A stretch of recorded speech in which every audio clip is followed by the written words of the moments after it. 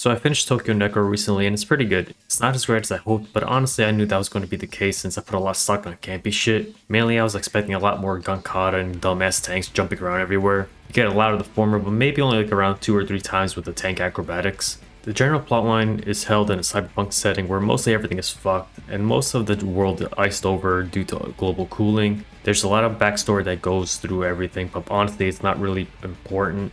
All you have to know is that there were a few wars and eventually they figured out how to resurrect the dead, but they would lose their mental capacities in a few days. Necromancers go further and you can get them to keep their emotions for a couple of weeks, I think it's like 2. But overall the most important aspect is like, well, you can make them the super soldiers. So the warring country just found new bodies to throw at their enemies to the point that they made new combat styles to re-kill the new undead soldiers, which basically emphasizes on close quarters combat alongside being efficient with ammo, since that was always a constant concern at this point. The weather kept getting worse, the wars are now over, and they dumped all the necromancers to the side, so now they basically just work for anybody, but that generally just means they work for the mafia or any kind of criminal crap.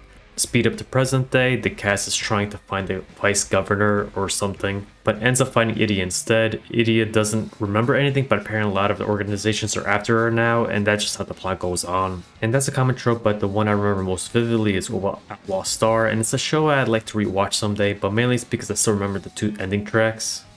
Cast is huge mixed bag, and it's to the point I think I'm indifferent because I really only had fun with like 4 of them alongside this random weeb figurine guy that you see for like 5 minutes. Part of it is that some of the cast is bland, some of them are stuck into an archetype.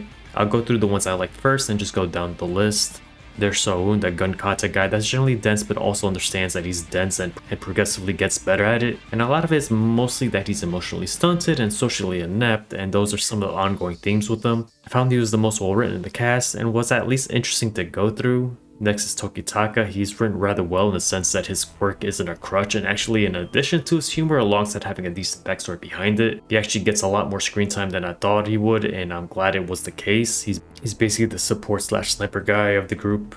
Then there's Milgram, the main villain of the plot. I find him comical in a deadpan sort of way, and I basically like 70% of what's interesting in this fan is either comes from him or set up by him. And that says quite a lot when I found Soun rather interesting on his own. The 4th is a tie between Pavlov and Kansu. Their respective personages didn't do it for me, but the plot points that revolves around them are pretty cool. Honestly, I think Kansu has the best overall route. She's the hacker archetype, but she's basically has to OD to go through this data highway thing that I'll go through later. One of my favorite tracks also comes from there, but even though it fucks up my eyes. Edie is fine, but I see more of as a driving force or a plot device for other characters that I like more. She's basically just a happy vibes character, it's fine. Mitsumi kind of got the short end of the stick. She's a tsundere, hard-ass samurai, but she's basically set as like the intro route. It builds well into the other routes, and as such doesn't really get a huge amount done, but I'll mention the spoilers as well. I do like the references through the Kikuko guy, or Cyber Slayer, but overall it's like, yeah, she's fine, but she got fucked over because she's the beginning route. The rest are kind of bland. One is done on purpose, and I kind of like him, but the one I generally dislike is Ethica.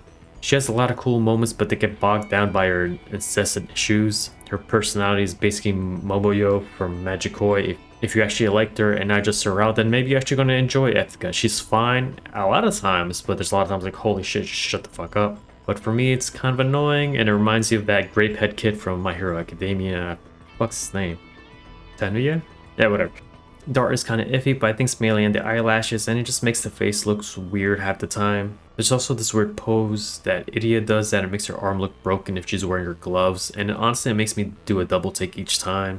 Other than that, it's pretty cool, but for some reason my favorite CG isn't shown in the gallery at all. The OST is going to be divisive. It goes kind of hard with the metal tracks. I like them, but it's also not my style, so I can't really explain their subsection because I'd say it's more like a melodic death metal, but I wouldn't argue if it's a deathcore type of thing, though those tracks don't have vocals, so I think most people can actually tolerate it. Re-Elimination is probably my favorite track, though the part is also pretty neat. I would have said it's information warfare, but that also connects to memories where every time watching that scene it's kind of hurting my eyes looking at it, so it kind of pisses me off. It's got some ballsy choices for the route themes, and I actually respect it, especially the one in 80s route, though really they had their cake and ate it too since they just put the hype track in the finale anyway. I really should check what Galneria sounds like now. I only know the albums I've heard when I was a teen, and that was when it was the past vocalist Yama B. Honestly, I thought it was still him in this OP, and he just softened the style like how like Rise Against vocalist did. One final note is that the ending theme is Assemble Rebirth, which is like a Vocaloid song, but it always gets me cracked up because the first word is Sag. I assume it's something else, but for me, it's just the fucking stupid things we always go through. It's just a meme. The event is split into 4 routes and then the finale, though technically it's like the intro and the common one, and then 2 choices that specify which route you go to. That leads to common 2 with like 15 minutes of different dialogue depending on your choices. Then common 3A and B depending on which choices you make, so it could be like Iri and Mitsumi or Kansu and Kiriri. Then it's finally hitting their own routes, if you can call it that, because most of these routes share the spotlight between multiple characters. Hell, Kiriri's route covers some characters more often than herself. The order given to me was Mitsumi to Kansu to Kiriri to Irie, which is fine. I think it works out well. Mitsumi's a good starter and it goes through the cast and it leads to Kiriri or Kansu's route pretty well. Unfortunately, I felt that the route itself was kind of weak on its own, especially the second to last area where it just meandered quite a bit, but I'll go through that in the spoilers. Irie is last simply because it's the best path towards the finale, and honestly her route should be locked if it wasn't. It also assumes you know most of what's going on, so whoever did a route first is probably just fucking confused at some points. I dislike Kiriri's route a lot, and that's kind of to be expected when I don't really like Ethica half the time. She just sounds like a petulant crybaby to me more often than not, and yeah, you can somehow put the gap moe somehow in here, but it's not with the taste I'm into. You can go from I'm a huge player, then shit your pants when someone you like shows up whilst also raging at your dad at the sight of him. It's like, what the fuck are you doing? It doesn't really help that she has like one exclusive plot point in her route that's important, and it's a plot point that you can theoretically just put in the Irie's route, but then you lose like a decent amount of pretty cool fights in Kiriri's route. It's a weird thing. I don't know how to fix it. Funny enough, the cool fights I'm talking about isn't even the final fight in that route either, and that's like a problem with a lot of these routes where the thing I like most is not the final fight, which is kind of weird, and that's normally how it's done.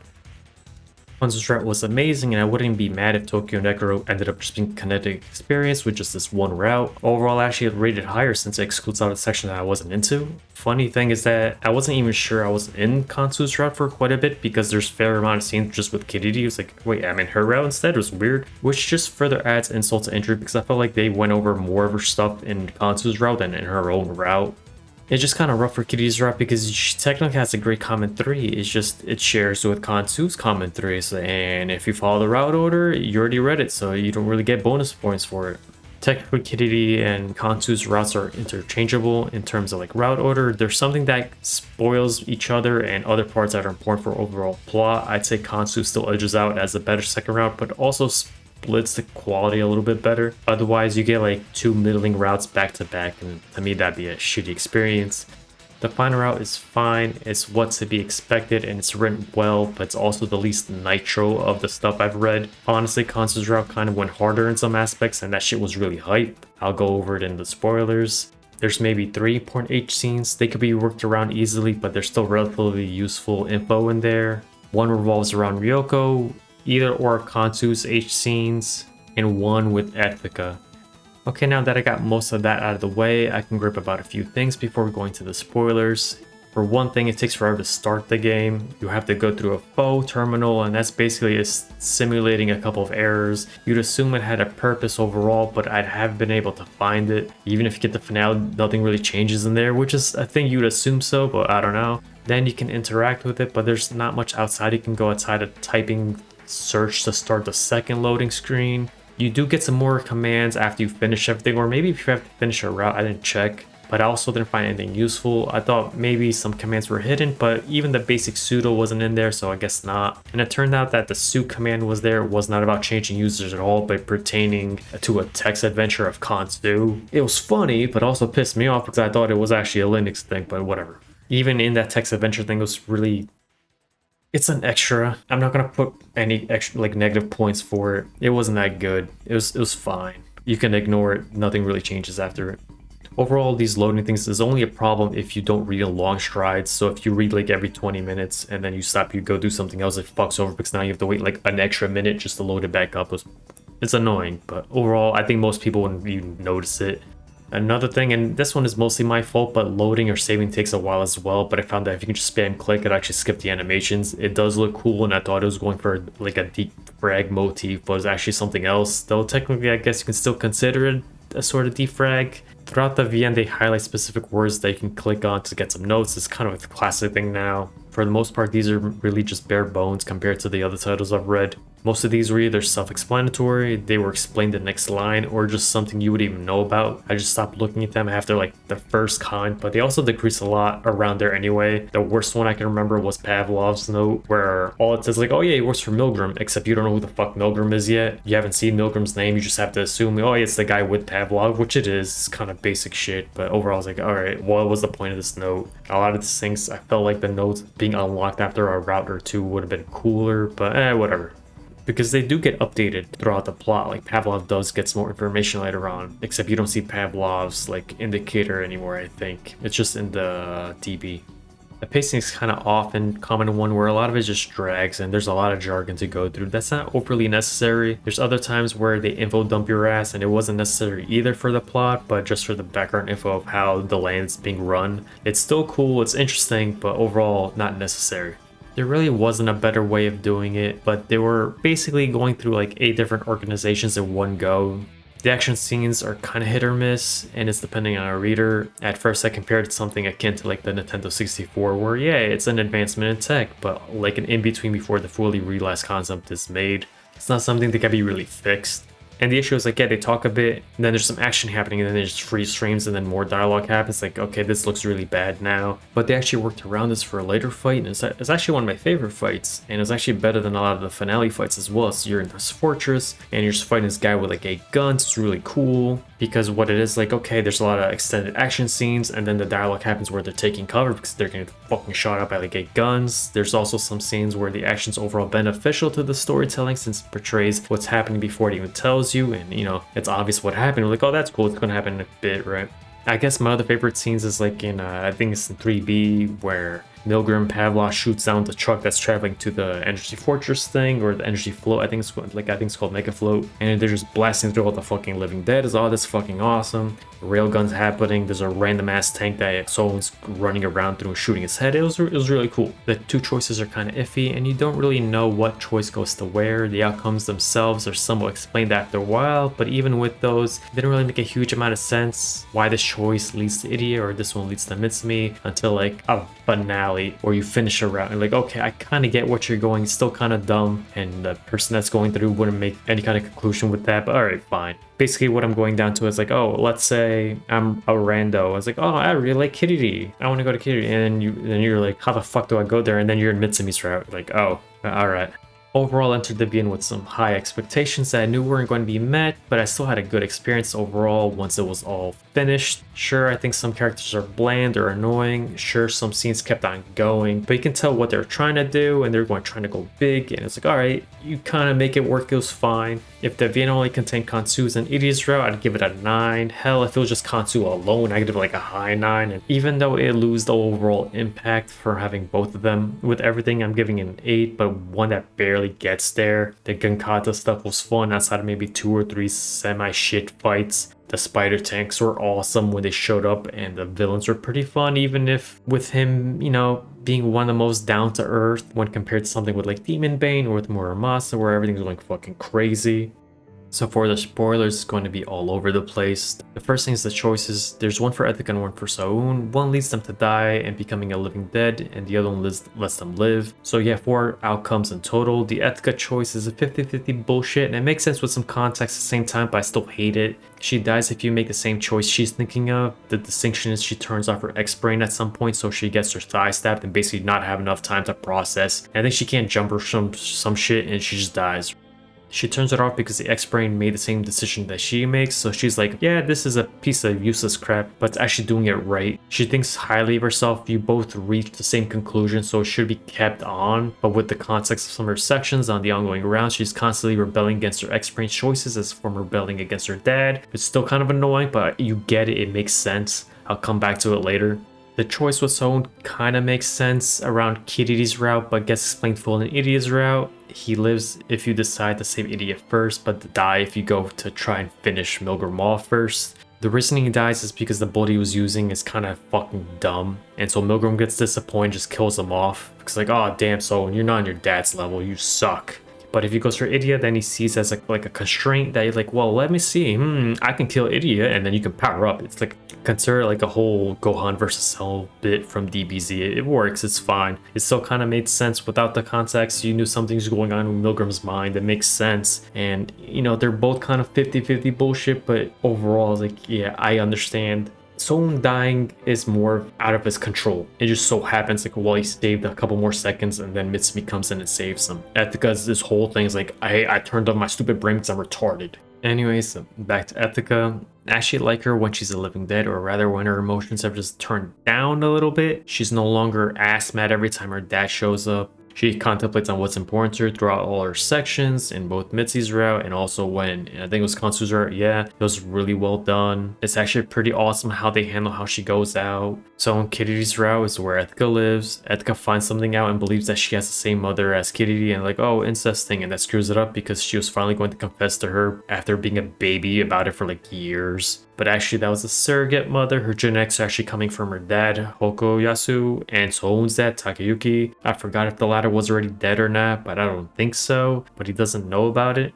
Basically, Hokoyasu is in the closet and ashamed of it, and then he figures that Ethica's also gay, and he's an asshole about it. It's like, oh, my kid's also fucking gay. But really, the larger point is now she reminds of both what he likes about himself, and also remembers what Takayuki that crossed a way bigger line and that fucked up Soyun's psyche along the way. So he technically still loves her as a daughter, but he's got too much baggage to accept it, and he just stonewalls everybody he knows. He's a huge doomer at the present point. Anyways, because Ethica's never acknowledged by him, she's cemented herself in this rebellious stage where she's continuously doing the complete fucking opposite of anything that's related to her dad, which includes the X-Brains, since he made it. And, you know, when your fucking job is pretty dangerous and you can randomly die in any mission, you think you just take that bitter pill and use fucking all the best equipment you can have, especially when there's others that depend on you for being efficient, and there's also this person you love that's always stupidly worried about you, but she doesn't because she's fucking retarded. It doesn't really help that this plot point happens in most of these routes. Honestly, she most likely would have died a lot of fucking times if she wasn't basically an overpowered character dude having genetics of 2 super soldiers. Albeit her dad, or Hokuyasu, was kind of lower, but he was still smart, and there's a super talented person. And then she got trained by Ikkatsu too. She's got fucking surrounded by genius level people. They also showed up like, oh, she can dual chainsaws in secret, but this was never used outside of Kitty's route. I was like, oh, thanks. I thought it'd be something cool with the finales. Like maybe she would use 1 chainsaw, 1 gun, or use whole 2 chainsaws instead of the guns anyways. Like I was like, nah, just ignore that point. It was not important anymore. And, you know, it kind of makes sense. Like, well, what's her last fight, I guess? It's like, well, it's against her dad in Idi's route. It's like, well, then that would spoil Kiri's route at some point. It's like, oh, you can't do that. And also, the whole point is her getting her dad's because her accepting shit. So, in the finale, she has to use the 2 guns. So, you can't really use the 2 dual chainsaws. Maybe do some Bayonetta shit and stick the guns to your legs. I guess the easiest way to doing it is like the one I said before. Just lock Idi's route until you finish the other 3 routes, then you can use the double chainsaws because those are introduced. It works out fine. Overall, I didn't like her that much, but she had a lot of cool shit going on. I would say I like Ethica when her dad's not around and when she's not being a Master Roshi type of character. So moving past Ethica, pretty early on, you're introduced to Ryouko, which is basically the manager of the agency that Soon, Tokitaka, and Ethica work at. They were all joined by Ikkatsu, Ryouko's husband, and died a few years back. Ikkatsu worked with Soun's dad, so that's why Soun is there. Ikkatsu also worked with Ethica's dad. That's aside from the point, right? They're all there for basically the same reasons. Anyways, all you really have to know is that Ryouko really loved her husband. So you get put into this H scene with Tokitaka and Ryouko, and at first I was like, that's kind of fucked up because they said like, oh, they were actually banging even when Ikkatsu was alive. I was like, what the fuck? You just said like, oh yeah, I love Ikkatsu, now you're fucking this other guy. But by the end, in Mitsumi's trial, you just find out Ikkatsu is just one of those power cucks that gets horned from telling his wife to bang other people, and they're just really funny, and I laugh. Because, you know, later on you understand like, oh, Tokitaka also likes her, but in the finale his goal is like, oh, they went in the past, or what was happening in the past, right? Tokitaka's like, oh man, I'm going to kill Ikkatsu because he killed my dad. I don't really care about that, but I want to take his wife. And Ikkatsu's like, I'm into that. That's pretty cool. It's like, damn, you power cucks.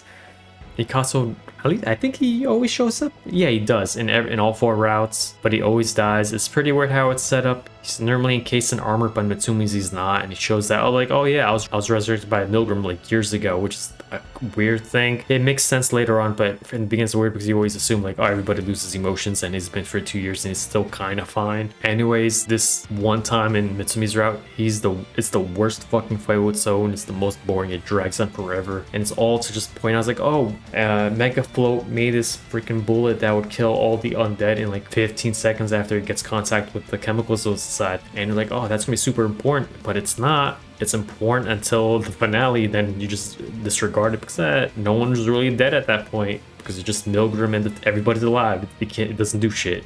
Anyways, Ikkatsu, Ryouko, and Tokitaka stuff gets resolved in Kiri's or in Kansu's route since it's part of the common 3B route. Most of Tokitaka's screen time stays in there and it's great. Like, none of the cast even knew it was Ikkatsu in Iri's route. He was no longer relevant. Overall, Tokitaka got the most action during Kiri's route, but the most development it was in Kansu's route.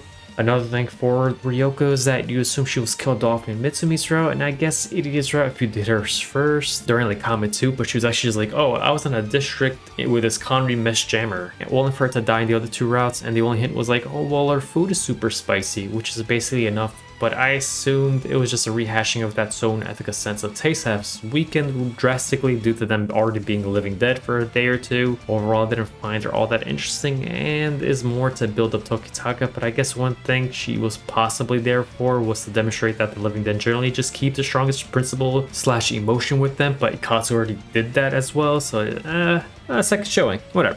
Mitsumi has a decent amount of Cyber Slayer references, but it's also kind of iffy at points. There's this whole boat section I talked to about Ikkatsu. It drags on forever. Like I said, it's awful. Honestly, I find it one of the worst sections in the VN. Ethica's version in Iri's route is actually done a lot better, and I liked it a lot. But that's also because they don't talk to Ikkatsu at all, and it's more just action-packed. Mitsumi being around the same caliber as Soun and Ethica also is kind of weird in itself for quite a while since she doesn't use an X-Brain at all. I said X-Brain like 8 times for whatever. But anyways, the X-Brain is just a software that tells you the optimal decisions during a fight. I'll come back to this later on again. Anyways, Mitsumi and Soun kind of complement each other in their fighting style somehow. Like, they complete each other, they match whatever. But by the final fight, they were both doing better against Milgram alone than when they were fighting together, which was kind of weird. But the most important part was that Soun was actually improving, and this only comes in the first one during Iri's route alongside what the X-Brain's full potential can be. The X-Brain is actually a really interesting concept that wasn't really used as much as I thought it'd be. Basically, it analyzes the enemies and what the user is capable of. It can also communicate with other X-Brains and other devices. It's constantly growing to the point that the concepts from yesterday can be transferred better once a day. Or, you know, like I said, it communicates with another X-Brain with different ideas. Like, hey, why were you doing this? Is a way better strategy. And they're like, oh shit, you're right. Okay, let's do it this way.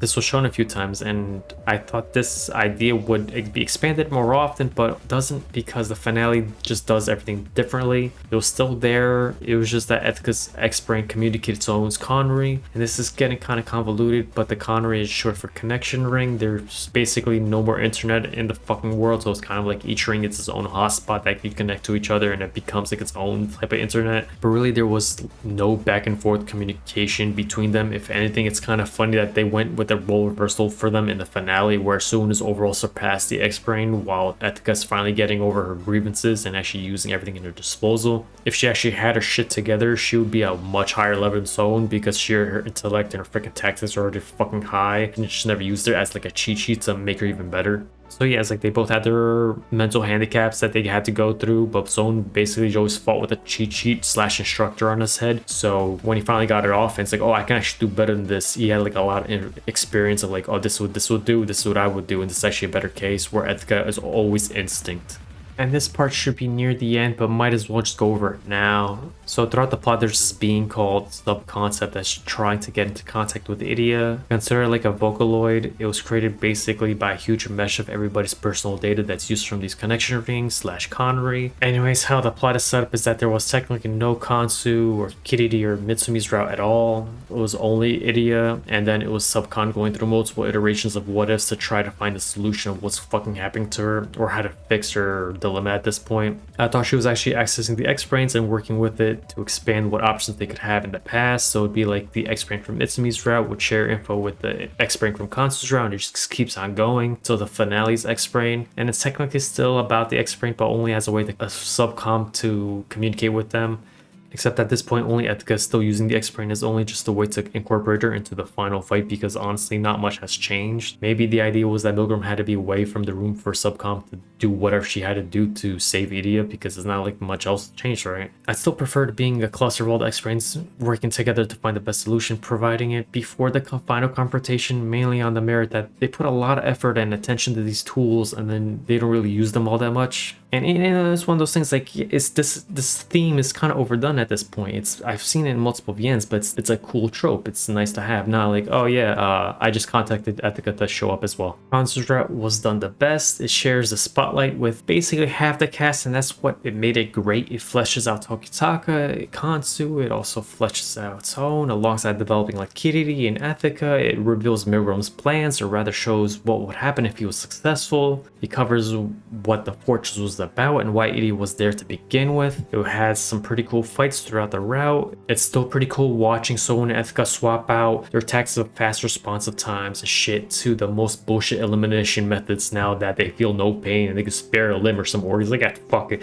I sacrificed my arm and now shoot you through the brain because you're still busy with like biting my arm or some crap. It was cool. And while all this is happening, it's still providing a new experience with Sohn. He's always diving in the fucking data highway, some freaky shit. In a route, both Ethica and Sohn are dead. They try their hardest to retain their emotions and what's important to them. Kansu figures out that their X-Brains can be used to slow down the mental deterioration. It is continuously going deeper in the depression of what's happening around her. It's not really her fault, but you know, if you're there, like, fuck, I'm just being here, I'm just living, and everything's always dying around me. It's fucked up.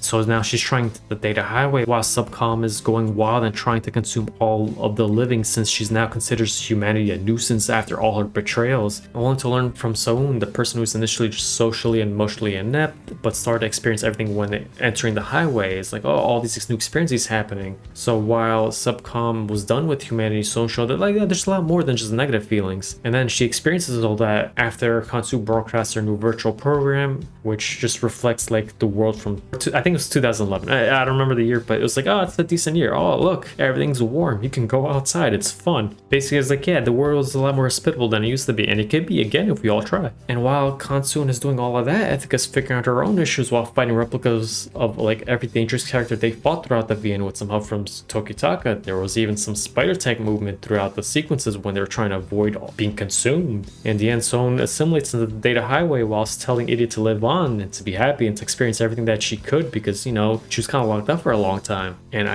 did I mention it? The data highway is basically just like every con reconnected. It's the whole mesh, and you know, you can go into it. It's normally, if you try to go into it, you get assimilated because you're fucked up, because your brain's not handled or developed enough to do it that way. But Edie can do it, and Kansu can do it if she ODs with the shit. And they're normally fine. All it is like, if you really want to find some information, if you want to really find it fast, normally it's impossible, but if you do it that way, yeah, you can do it. So all in all, I had high expectations, and while I find it lower than Demon Bane or Muramasa, I still had a lot of fun with it. If it was just Kansu, I'd give it a 9, and just a 9 with Idia and Kansu. Ethica made it a low 8. She's enjoyable in multiple instances near the end of each route, but I was just tired of rebellious phase. I'm just too old for that now. Just get the fuck out of my lawn, Ethica. I don't care.